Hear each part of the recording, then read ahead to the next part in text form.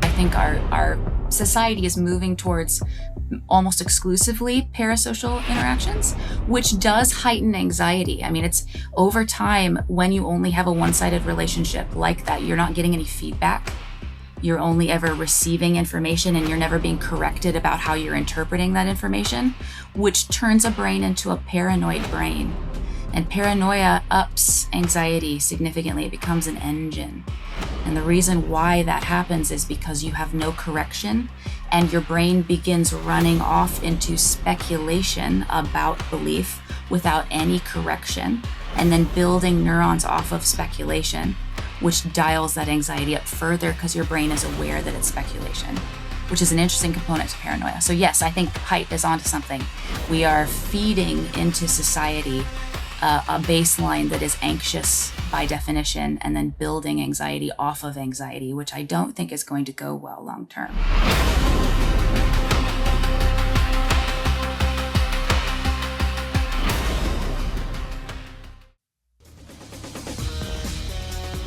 Ladies and gentlemen, I just got back from our nation's capital, and I want to tell you what we did there. I was invited to actually go on a semi-private tour with the Speaker of the House of Representatives. That's Mike Johnson, who is the Speaker of the House from Louisiana. There were about 20 to 25 of us who were given the Spiritual Heritage Tour by Mike Johnson, the Speaker himself.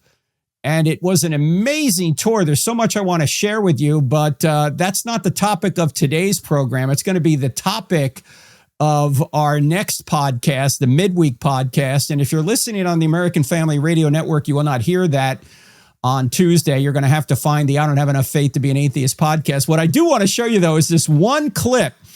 And if you're on radio, you can hear what Speaker Johnson is saying, but it's fun to see it because I filmed this just yesterday. We're filming this on Thursday. So this was yesterday. It was May 20th, Wednesday, May 20th. He gave us this tour for over an hour through the House of Representatives, through the entire Capitol. And this is his favorite spot in the Capitol. It's the Billy Graham statue. And so here's Speaker Johnson explaining what the Billy Graham statue is and his relationship to it. Here it is. Hey guys, real quick, raise your hand if you've done Capitol tours before, right? Everybody probably does. Not like this. So I just wanted to bring you by, this is the crypt. The idea, we're trying to get to the House floor, but we were going to go by way of the Speaker's office because I was show you a couple things that most people don't get on the tour. I'll show you the actual Speaker's office because there's some really neat historic things in there. We're going to go by the house, the chapel that we use, the Leader's Chapel, which most people have never seen before. We'll go to the balcony so you can get the greatest photo op in all of Washington right there. But I wanted to just stop at one statue anyway. As you know, all states have two statues, and on occasion they'll switch them out for history. And so over the last several years, we've had a lot of statues change out. It just so happens in the last 3 years, I think I've presided over maybe 4 or 5 of these ceremonies, because the Speaker does that. Well, one of them I got to do was Billy Graham. North Carolina finally decided to give a proper recognition to what I think is probably their favorite son. But they brought it in, and it's an extraordinary statue, and the whole family was here for the ceremony. And a couple hours before we were doing this, we filled Statuary Hall, and a lot of famous evangelists and Christian artists, recording artists, and all were here for this. But Franklin Graham came into my office 2 hours before the ceremony started, and he said, "I won't do his accent because I can't. I won't do my impression." But yes, but he said, "Speaker, we wanted to bring you something we thought you might want to see before the ceremony." I said, "What's that?" And he pulls out of this little briefcase Billy Graham's study Bible. Okay, and he hands it to me, and I'm like, it's like the Shroud of Turin or something. What am I doing? And he said, "You could just, if you wanted to spend a little time with that, we'll be back. We'll see you in a couple of hours." So he leaves me with Billy Graham's study Bible. So I was flipping through it. I mean, wow! It's got his handwritten study notes and next to the passages of Scripture. And I took a bunch of screenshots. I don't know if it's legal or not, but I did it anyway. Of some of my favorite passages. And then I turned it back in. So in the ceremony, I used Billy Graham's Bible to cite the scripture as we dedicated the statue. And one of my staff members got a really awesome shot where I'm standing, it just so happens I'm standing just like this, pointing to his Bible just like that, and it shot up like this. It's my favorite photo of all time. But what an icon. I mean, what a great representative for the state of North Carolina. We did the ceremony in Statuary Hall, and I had not been doing it long enough. I thought he was going to be like, it was set right by the door where you walk through, where, you know, thousands of people every day walk through. It would have been the most prominent statue, and I was like, what a fitting place. And I went on and on about what a great spot for Billy Graham. And then they moved him to the crypt. I was going to start World War III over this, and then the North Carolina Statue Commission or whatever says, no, we chose it intentionally. We wanted it to be right here in the most prominent place where people walk through, and so I can't argue with the people who put it there. But that's pretty awesome. Yes, exactly. Which, you want to go this way? Okay, we're going to go up, and I'm going to take y'all through and show you a couple things that nobody ever sees. You're going to see much more of the tour that Speaker Johnson gave us in the next podcast. I just wanted to give you a little bit of teaser of that. Mike Johnson is a brilliant constitutional attorney and a very strong evangelical Christian, and his faith comes through the entire tour he's giving to us, and you're going to be encouraged by it. To have a man like that leading the House of Representatives. More in the next podcast. As I say, I probably took another 4 or 5 segments of Mike Johnson giving us the tour. So stay tuned for that. But what I want to do now is re-invite my friend Anna Kitko back on the podcast, because Anna, as you know, was on the podcast, a couple of months ago. And she is the Ratio Christi director at the University of Tennessee. And we were just out there at UT, along with our mutual friend, Elisa Childers. So here she is, ladies and gentlemen, all the way from Knoxville, Tennessee, the great apologist and counselor, ladies and gentlemen, Anna Kitko. Anna, how are you? Hey, I'm doing fine. It's good to be back. Always a pleasure. It's great having you on. And today, we're going to tap into your sufficient expertise on a very interesting topic related to sort of cult of personality. Why do people believe in conspiracy theories that have no real evidence behind them? What are parasocial interactions or relationships? What are those all about? Why can you talk to some people about certain issues and others you can't, because they seem so engrossed in a personality that if you were to say anything against or that disagrees with that personality, they would blow up? So that's what we want to talk about today. Anna, how did you even get into this arena? Yeah, so I have a background in teaching against coercive control and identifying it. Obviously, I have that therapeutic experience because I'm in an active clinic, and I'm doing this all the time, which means I get introduced to concepts by my clients. And I've noticed, and part of the reason why I want to talk to you about this is because I've noticed clients coming in to talk to me about conspiracy theories therapeutically. Like they are so concerned by this that they're willing to pay a therapist to break things down with them and try to understand what's going on in the world. And I found that telling because, as you know, I live under a rock and happy to do so. And so I'm interested to see what the concerns of the people are. And it was like, you know, you're a celebrity and I'm sure you experience parasocial interactions. And we were talking and you're like, I'd love to learn more about that sort of thing. It seems kind of obscure that you'd want to talk about it. And I think it's a missing component that maybe should be a public discussion nowadays, considering it seems to me like the missing component to, what's going on in the world. At least that's just my take. Give us a layperson's definition of what a parasocial interaction is.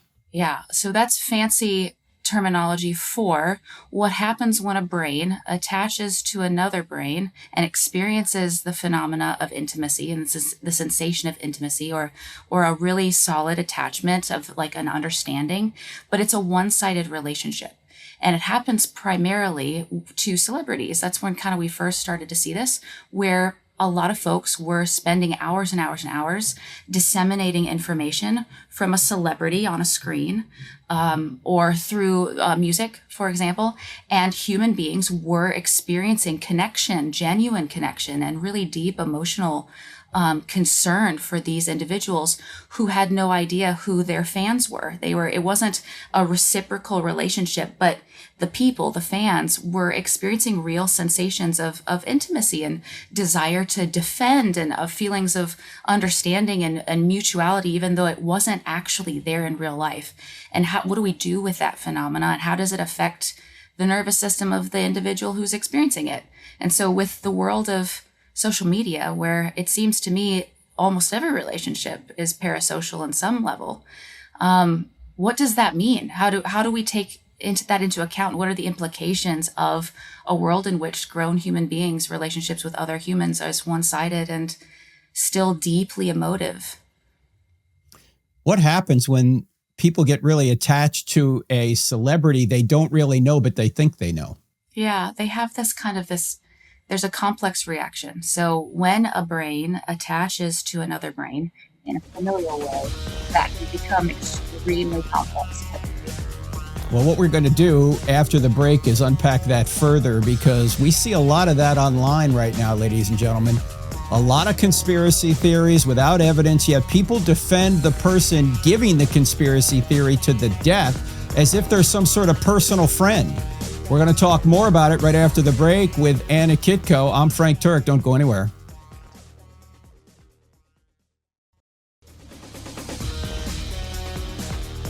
Ladies and gentlemen, do you know people that seem to be so devoted to a personality that they don't really know? They just know them through video or online. They don't know them personally, but they are so devoted to this personality as if they're in some sort of intimate relationship with them, and you can't even break through and point out maybe something that personality has wrong without them blowing up at you as if you're attacking a personal friend, a personal lover almost. What is that? Well, my guest today, Anna Kitko, is an expert in this realm of psychology. She's also the Ratio Christi director at the University of Tennessee. We just had a session there about 3 weeks ago at UT. And Anna, as always, does a great job. She helped answer questions along with Lisa Childers and myself. And you can see that interaction on our YouTube channel. In fact, we'll put it in the show notes. But Anna, let's go back to parasocial interactions. How do they develop? How do they intensify? What happens to the psychology of a person when they get so involved in this kind of parasocial interaction? Yeah, so that the attachment, what we're talking about with attachment theory, the sensation of attachment, or like when I say sensation, like the eruption of emotion and the feelings of anger and betrayal, and very normal human phenomena for when you're talking about like a close friend or a family member, that actually occurs in the person who has developed a parasocial relationship. So even though they do not have a robust knowledge of this celebrity, they do experience a robust emotional response with regard to the celebrity when they feel this family member or intimate partner, and when I say intimacy, I just mean emotional intimacy. Mm-hmm. That partner is being attacked. You can see this giant emotional response that comes out as though they feel the urge to defend their friend, because to their nervous system, that is a friend. That's someone that they feel that they've made this close bond with, and they are doing what they genuinely feel and have the sensation of doing, and not realizing that, well, actually what may be developing here is that there's a mismatch between my cognitions. I know that person is a celebrity and they don't know me personally, and my emotions and sensation, which is something that can arise naturally in a nervous system, and it happens all the time, which is part of why I'm concerned with it. You know, more awareness to a brain makes the brain more able to manage and understand itself and be able to see itself in that vein and to dial kind of those big emotional responses down. When you say a brain, how does that relate to a mind? Are you talking about more of the chemical reactions that happen in a brain when you have this kind of parasocial, easy for me to say, this kind of parasocial interaction? Are you talking about certain chemicals that are released that create this kind of bond? Yeah, so I'm trying to avoid the mind-brain problem and how we solve that issue, because we can avoid it and still be accurate with what's the phenomena of experience. So what we can agree on, regardless of where anybody falls on the what is consciousness and what is the mind and all that, regardless, we can all say that observations are units of information called memory. And those units of information have three components. You have the cognition, what you're thinking. You have the emotion, which is what you're feeling at the time of the thought. And also the sensation, which is where in your body you experience emotion and cognition, which is part of why you can have like gut reactions.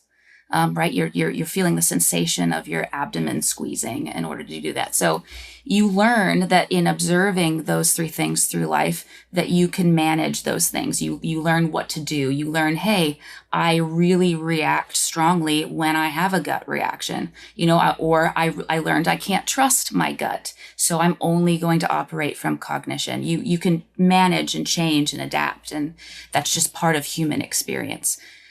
With a parasocial interaction, what's occurring is that the sensation and emotion is erupting, but the cognition is staying basically latent. Like, well, I know I'm not a friend with X celebrity, right?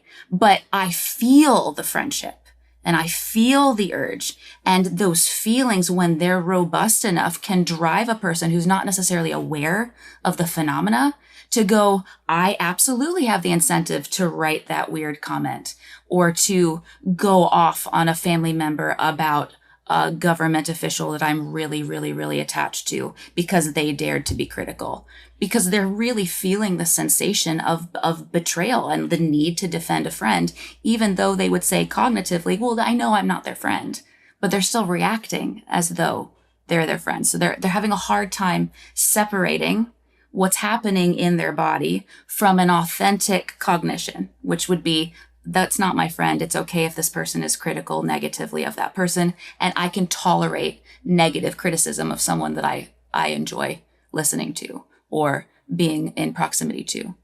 So what happens if you point out to someone that obvious point that while you may admire that person, you only know what they publicly show you, which usually is very positive, the Instagram personality, everything's great. When you point that out to somebody and say, it seems like you're reacting very emotionally as if you know this person when you and I both know you don't, how do they react when you say that? Hopefully in a positive way. I try to make it as soft as humanly possible to say something along the lines of shared space, because all human beings experience parasocial interactions and relationships. We all have our favorite person. In fact, the local pastor experiences this a great deal. And somebody like you who has a great deal of listeners, I would imagine, have a lot of fans who really believe and know you and have listened to a lot of your material. So like we experience this every day. And if we can find that shared space to say, do you know, I would feel really, really ugly if I attacked somebody I knew that you believe highly. Are you in a headspace right now and a heart space that can handle some independent thought? Can you help me trying to process? How do you process this issue? And just be curious with them as opposed to attacking. Oh, you have a parasocial interaction. You're not trustworthy. Like that's going to shut down discussion, wherein we can just kind of show awareness and curiosity instead. And hopefully that will give us a headspace that's independent. I think the research, Anna, has shown, and correct me if I'm wrong, I think this goes back to Jonathan Haidt's book, Anxious Generation, that with the onset of social media, we are better connected, but we are more lonely because we only have digital relationships. Can you comment on that? Absolutely. I really believe that that's true. I think our society is moving towards almost exclusively parasocial interactions, which does heighten anxiety. I mean, it's over time when you only have a one-sided relationship like that, you're not getting any feedback. You're only ever receiving information and you're never being corrected about how you're interpreting that information, which turns a brain into a paranoid brain. And paranoia ups anxiety significantly. It becomes an engine. And the reason why that happens is because you have no correction and your brain begins running off into speculation about belief without any correction, and then building neurons off of speculation, which dials that anxiety up further because your brain is aware that it's speculation. which is an interesting component to paranoia. So yes, I think Haidt is onto something. We are feeding into society a baseline that is anxious by definition, and then building anxiety off of anxiety, which I don't think is going to go well long term. And then the anxiety is amplified because on social media, the algorithm feeds you the same story that you want to hear. Right. And so it continues to draw people apart. In fact, Speaker Johnson yesterday was talking about that, how social media is driving the two sides apart. And he was even talking about the two sides in Congress, about how far apart they were in terms of policy. And he said, look, I love everybody and I try and get along with everybody, but the policy positions are getting so extreme, particularly on the left, although there's some of this going on the right as well. And some of this is driven, or much of it is probably driven, I would say, by social media, because if that's where you get all your information, you're just going to keep hearing that same echo chamber over and over again. I know Haidt recommends certainly children ought not be on social media. They ought not have an iPhone. What do you recommend to the people you counsel? I do not recommend access to social media for kiddos. If social media continues to be a thing, it does look like it's going to be. I will face this myself. I have little ones. So far, I think I'm going to do something along the lines of slowly getting them into the space and watching them to see how they manage it so that I can be there to help them. But I don't think I would start that until well into the late teens. So before they exit the house. Just because of the development of the brain and what the brain is developing, you want to be well into abstraction, and that's way past, that's past the 15-year-old mark for sure. So that's kind of where I sit. I don't know what the right answer is. We're all on this together, but it does seem to me that introducing paranoia and echo chambers to children is probably not a good idea.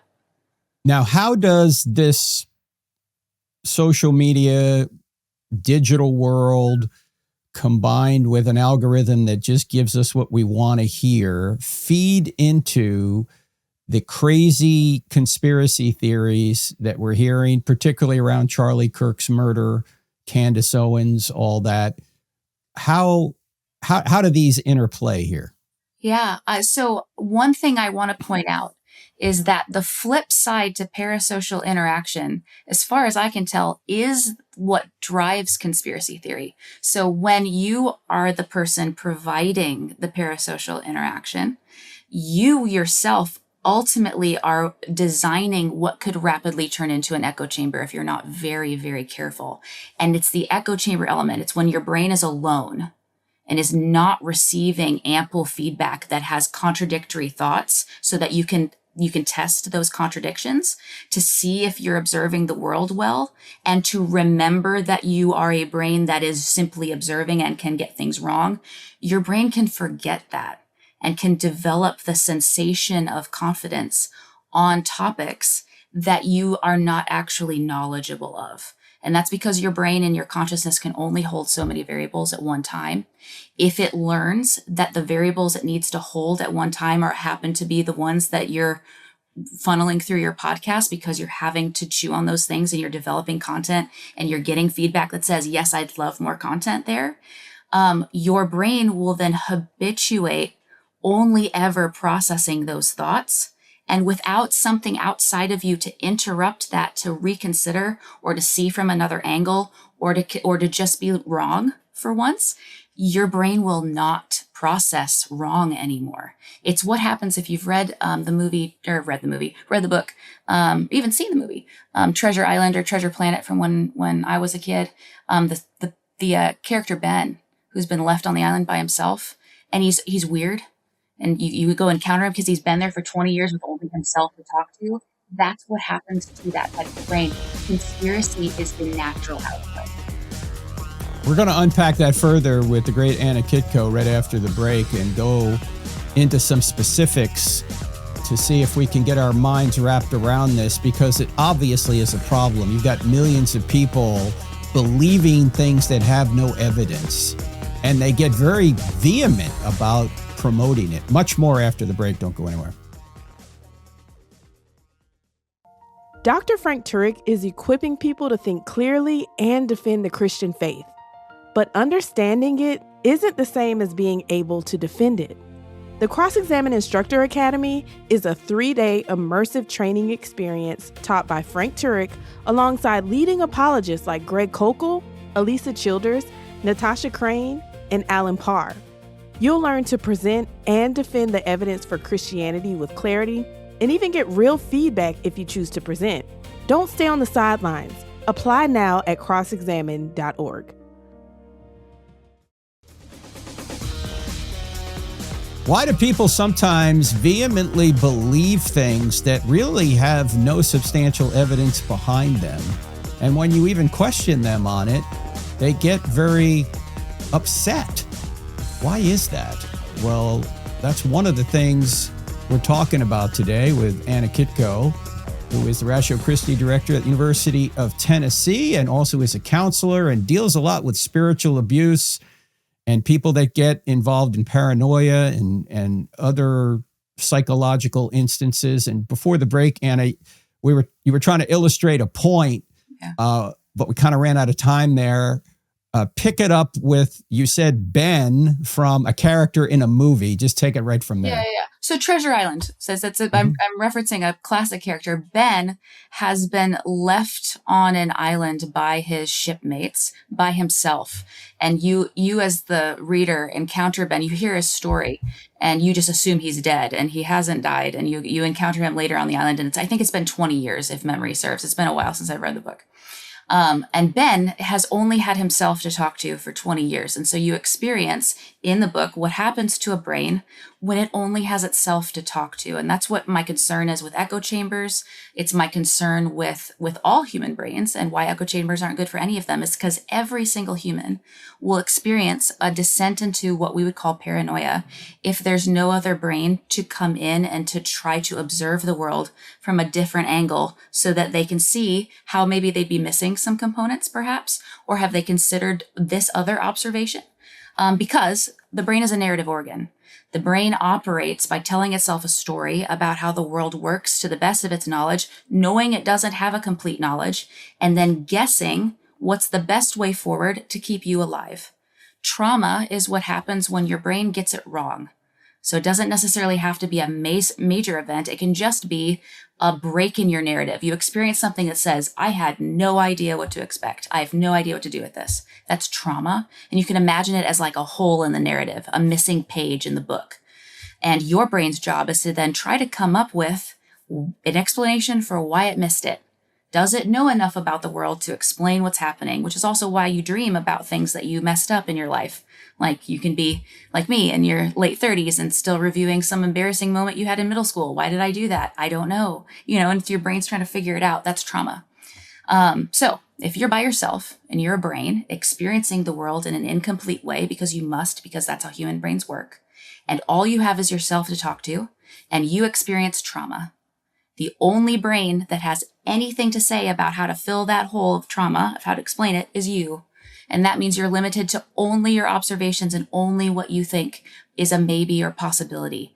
And without another brain or multiple brains coming in and going, wait, there's some other explanations to explain this.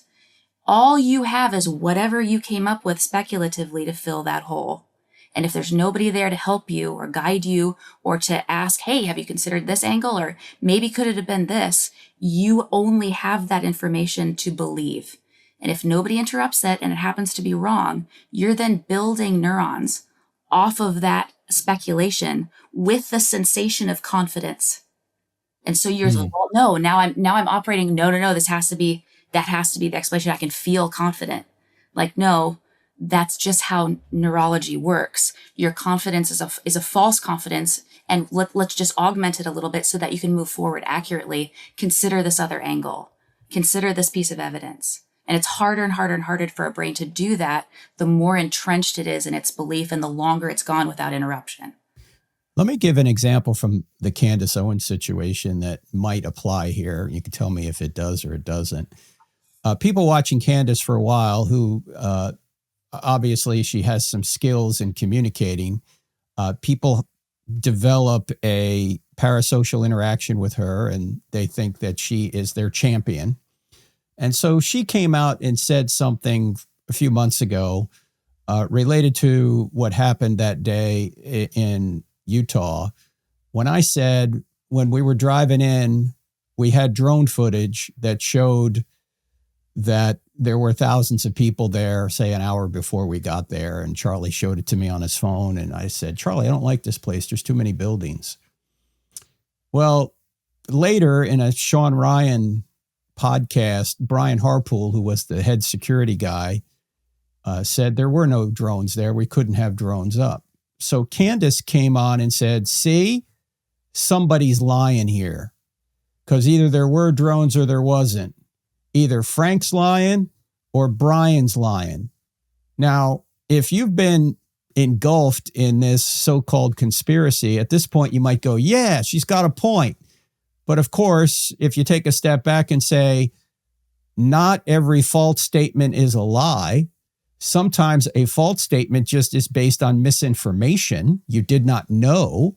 And in retrospect, I now remember, because I just went back there a couple of months ago, that there was like a building, a bridge above us. People were standing above us, and it could have been just somebody with their phone up there surveying the crowd. It looked like drone footage to me, but it really wasn't. So that seems to me to be an example of somebody from the outside coming in and saying, wait a minute, hold on. There is a third option here. It's not Brian's lying or Frank's lying. Maybe Frank thought it was drone footage for a good reason, but then later realized, oh yeah, there's a high point up there.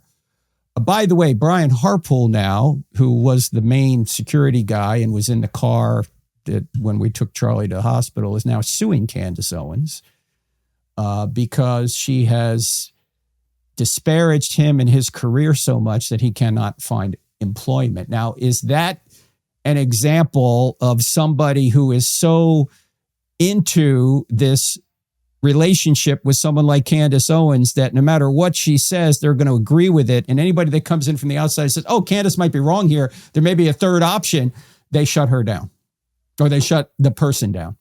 Yeah, what you're describing, I think, is probably accurate for a lot of folks who are encountering something like this.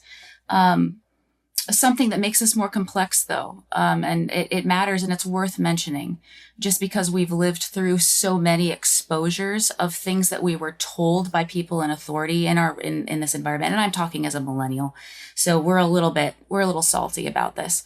There have been a great deal of things that have occurred in our lifetimes that we were told verbatim were, this is no big deal, this is not, this is X, this is not something you need to worry about, and then it came out in our lifetimes that actually know that conspiracy theory that we were told was a conspiracy theory was true.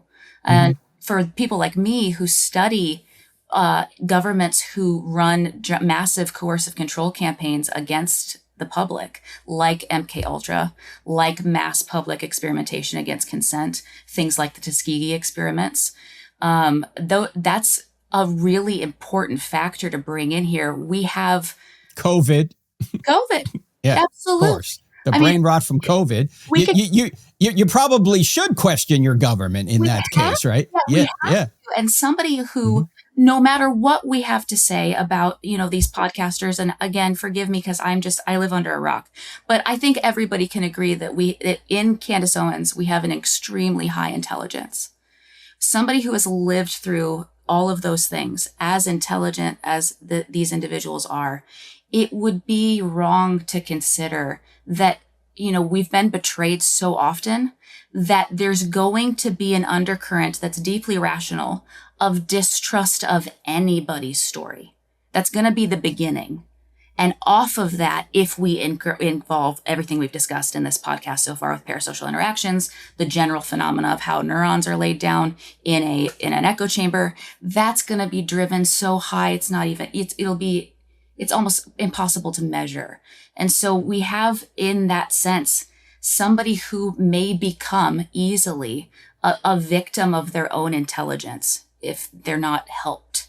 And so I can see that becoming a problem for these big name podcasters who really are, they are like, they're trying to have their finger on the pulse of society, and society is by nature already in a state of paranoia. Just take the Epstein files. I'm still upset by the Epstein files. I still point out how many options, how many times. So how many news cycles are we going to go through where we're going to ignore that, and how ridiculous that is. It's just, so I get, this thing is complex. I don't know exactly what to do with it. I don't know what all the answers are, but I hope, as with all things that come with psychology, awareness is what brings mental stability. And so if we can just be aware that these processes are at play, then the very intelligent people who have these major influences can self-check, and they can get an idea of what's going on, maybe enough to say, okay, perhaps I've gotten into an echo chamber too far. Let's start bringing in people to keep that at bay. Let's check ourselves, right? Somebody like me who, is going to maybe enter the podcast space and listen to people, I'm going to go, I love Malcolm Guite, right? So I'm going to go listen to Malcolm Guite. Maybe I become a little bit too hobbity in my disposition and nobody can understand me anymore, right? I'm using verbiage that nobody can understand. It's like, Anna, you got to cool it, right? You got to bring it back. Your job is to help us understand neurology, and you can't get out of poetic analysis of Tolkien, right? It's an echo chamber. It's something I need to hear those things. I need to be like, are you getting a little weird? We need that around us to be able to not become that way, because all brains will. And how do we then defend against that in our own minds? As you just said, you've got to sort of venture out of your little echo chamber in order to do that, correct? Yeah, absolutely. So when I say awareness, what I mean by that is that of the variables that you keep in play in your consciousness, these are things like, what are my concerns for today? What are my chores for today? What are my goals for today? Make one of your goals, given that society is so paranoid right now, one of them to be, let me do a quick check on how many voices I have playing into my headspace. And if you happen to notice that the voices are all parasocial interactions, it's time to reassess. It doesn't matter where you are. It's time to involve some real humans just for a moment. And if you can't involve real humans, my recommendation is to turn off the screens, go outside, open your Bible, and let the Lord just feed you for a minute. Remind yourself that the world exists. Grass is real. Try to ignore any chemtrails that you might be concerned with. But, take a minute to be out of that headspace and just remind yourself that that's real, and bring that up into your consciousness as a factor that you see. Get it right in the front of your face and hold it there for a while and see how that changes you and your dynamic and your disposition. I suspect it will greatly. Yeah, ladies and gentlemen, as Paul says in Romans chapter 1, that God's divine nature and invisible qualities are clearly seen from what has been made, so that we are without excuse. In other words, if you look around at the creation, just go outside and take a walk. Look at the trees, look at the birds, look at the sky, look at all of nature around you. There's a creator. Despite what's going on social media, God exists. And the moral law written on our hearts tells us he's a moral being as well. We sometimes just need to rest and get back to the basics, and that can kind of reset and renew our minds, as Paul also says in Romans 12. Back with Anna Kitko right after the break.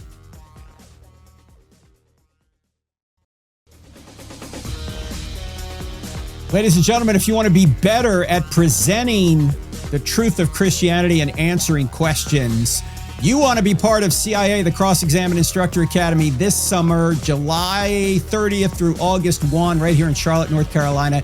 You have to apply. Go to crossexamine.org, click on events. You'll see CIA, Greg Kokel, Elisa Childers, Natasha Crane, Richard Howe, myself, Alan Parr, several others, Hillary Morgan Ferrer will be your instructors. We'll not only present to you, you'll present to us, and we will help you with your presentation skills. There's also a non-presenter track in case you don't want to present. Also want to mention I'll be in Knoxville, Tennessee next week at the Colson Center National Conference. That's the 29th and 30th. And then on June 1st, going to be doing our final The Bible You Never Knew series. We're going to be looking at all the types and shadows in the Old Testament. We'll also be talking a little bit about Esther. That's June 1st, 7:30 p.m. It will be live streamed. And then the Last Stand Festival in Denver, Colorado, the 5th and the 6th. I'll be there with Ali Beth Stuckey, Seth Gruber, Victor Marks, many others. You want to check that out on our website. A lot coming up. And I want to talk a little bit also about what Anna's doing. Anna, what is your website? How can people connect with you? I know you're in Knoxville, but you also have a counseling ministry and you sometimes get out and speak as well. Sure. Yeah. The best way to get a hold of me as far as the counseling stuff is concerned, especially with spiritual abuse, would be through Be Emboldened, which is a global ministry where you get access to spiritual abuse recovery mentorship. And I'm one of the mentors. We have an entire team of incredible mentors. So you don't need to talk to me. I'm just one of them. Also, we do have a YouTube channel that's not run by me. It's just recordings of my lectures explaining complex systems like this. I have a team that handles that for me because I am inept when it comes to technical things. I think what you guys do is incredible. So you're more than welcome to visit there. A lot of those lectures are developed specifically to help people with these complex topics. So have at it. That's just the Anna Kitco YouTube channel. And then finally, you can contact me through Ratio Christi, which is our global apologetics ministry. That's RATIOCHRISTI, Anna Kitco. And you can shoot me a message there and I'll get it. Go back to Be Emboldened. Is that a website? Yeah, beemboldened.com. So beemboldened.com. There's also a YouTube channel where we do breakdowns of normal spiritual abuse topics for people who have been through significant coercive control, as well as finding themselves in churches where they discover their leadership has actually been lying to them the entire time. You know, how do you recover from that? What does it look like to have a nervous system that's been affected by those things? It's extremely distressing in a way that most people can't explain to others. And we do the work of putting words and language to that experience so that you can recover and move on from there. Yeah, you feel violated. And that's so often why people who leave a church or a faith become agnostic or atheist, at least for a period. They think, oh, I've been duped by these people. I'm not going to be duped again. I'm going to believe in nothing. Of course, what they don't realize, they are believing in something. It's just not traditional Christianity or a traditional faith position. Sure. I wanted to ask you this, though, Anna, because as you describe the idea that people get intimate with a digital representation of a person, it made me think of pornography. How does this kind of parasocial interaction make pornography very addictive? Yeah, wonderful connection. That's exactly right. Because actually pornography is designed by pornographers who will hire experts in neurology to make the pornography more addictive, more enticing, to develop a greater attachment so that you almost can't get away. It's such a positive experience for your brain chemically that your brain will ask to revisit it. And yeah, that is a parasocial interaction. It's not quite a relationship in that it's rare that the person goes back to a single character in order to engage with the pornography. However, there is a tendency, and you can see this in studies, to have different categories of attachment, which is why there are different types of pornography, and development of all of these categories is something that is ongoing and that pornographers are trying to develop to make more money and to take advantage of the way your brain is wired. Your prefrontal cortex will start to actually erode. It's such a high chemical reaction. Terrible. Pornography absolutely is a type of parasocial interaction that is highly addictive. And this is why some men can't have normal relationships anymore, because their brains have been destroyed, at least to a certain extent, by this kind of an affair of the mind. There used to be a book years ago called An Affair of the Mind. It was just about a screen rather than a real person. And you have this idea that you really know this person when you don't. And that's the same thing we've been talking about today with Anna Kitco here. It's called a parasocial interaction. Now, we're going to look at some possible solutions to this, Anna. Now, what is the smoke detector principle? This is one of my favorite things. So remembering that really what psychology and the study of psychology is trying to do is bring a self-awareness so that the brain can engage in complexity, knowing what it's engaging with and making an informed decision. That's kind of the overall goal. So with the smoke detector principle, that's a way of trying to teach a layperson how the edges of your consciousness work, as well as your body's protective systems. Remember, your brain is responsible for keeping you alive, and it has several systems at play that allow for that knowledge of like predator, like I need to run, I need to freeze, I need to hide, I need to get ready to fight. So those systems, there's a lot of them and they're very precise. One of the ways that your system's protection system works is to like send out micro pings into the world to say, are you safe? Suddenly, are you sure? Is there anything that you need to be more aware of? And it works kind of the way a smoke detector works by sending out little test pings into the air to test. It's like sniff test. Do I smell smoke? And just like smoke detectors, you can get false alarms where you can get a sudden like a shock, or like if you look at the way the light in my clinic, if somebody walked past the door, right, and I jumped suddenly because my brain interpreted maybe that's somebody who shouldn't be there, but actually it's just one of the other clinicians. And I go, oh, it's just one of the other clinicians. We're good.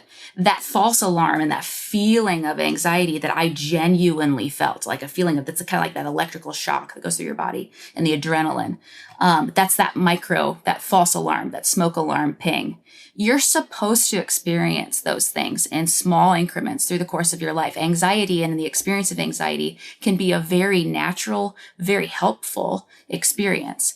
However, in a paranoid state, you have the experience of anxiety and that ping happening a lot. I mean, it's happening regularly because your brain is hyper aware of its lack of awareness. And so the smoke detector principle says, okay, if you would like to test, if you're in a paranoid state, go ahead and just look, make an observation about how often that ping is happening over the course of a day. How often do you go, I have anxiety. I have anxiety. Just mark it down. Make a tally. Do it over the course of your workday. And sure enough, if you've got a whole bunch of tallies, your brain is in a state of ready to receive paranoia. And if you know that, you can look at that, you can say, all right, if I've got, that's an awful lot of anxiety for today. I don't need to listen to that podcast. I need to go outside. I need to do something else. That's what I mean by the smoke detector principle. Start employing that on the regular, set a calendar alarm, say, hey, it's a smoke detector principle day. Let's see how paranoid I am. And then let's adjust. And that's the goal, is let's just adjust ourselves so that we stay out of a paranoid state and we at least aren't feeding it and getting lost in it.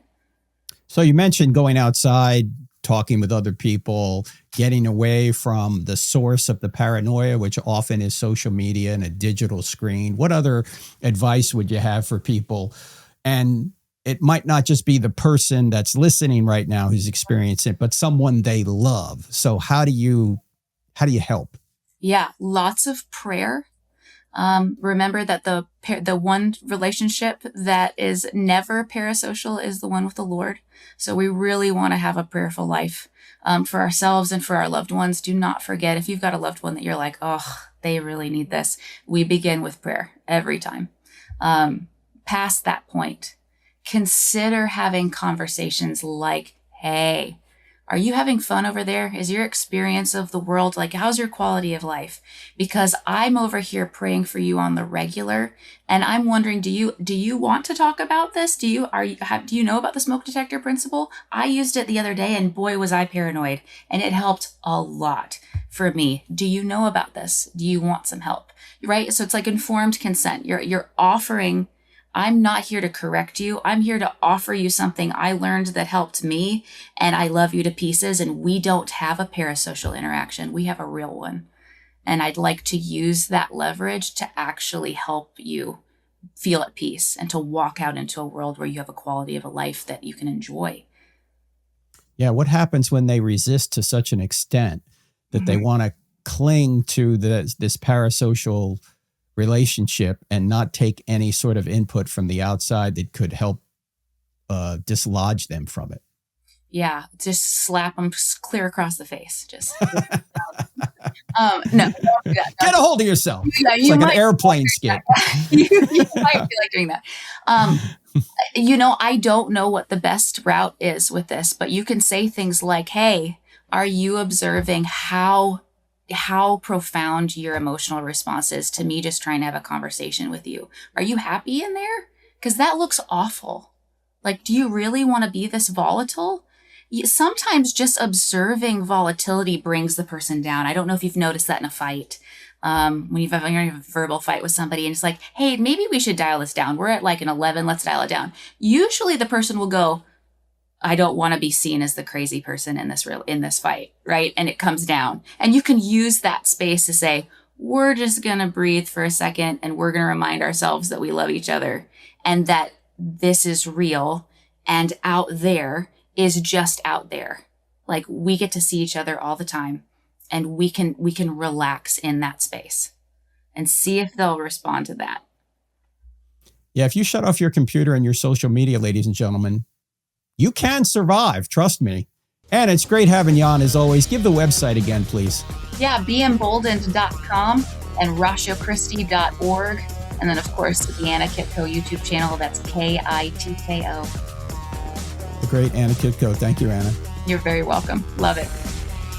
Ladies and gentlemen, don't forget, we're going to have a lot from Speaker Johnson in the next podcast. Check it out. Lord willing, we'll see you here next time. God bless.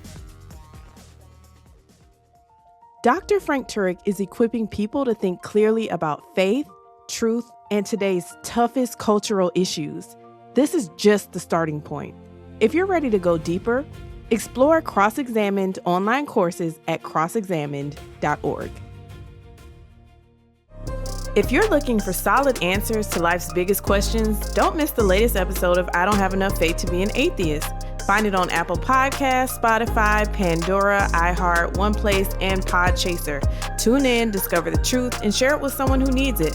Let's keep spreading the truth together.